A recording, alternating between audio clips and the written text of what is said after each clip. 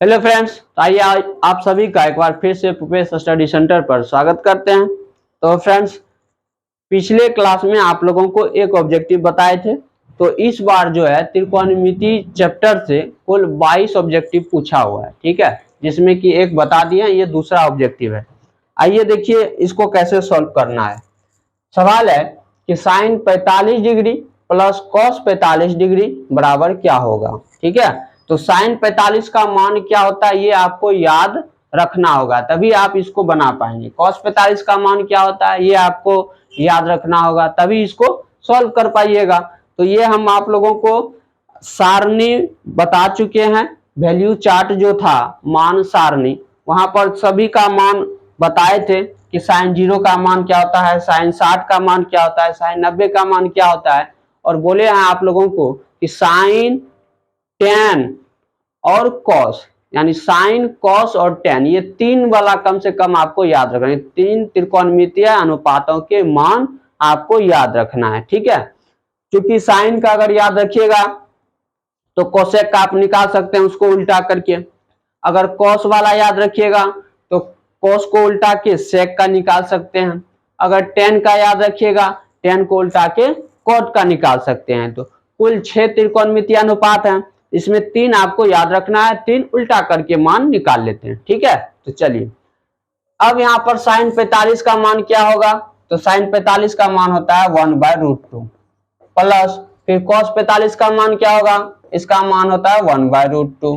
अब इसको जोड़ लेंगे, देखिए क्या आएगा, √2 और √2 का एलसीएम √2 होगा।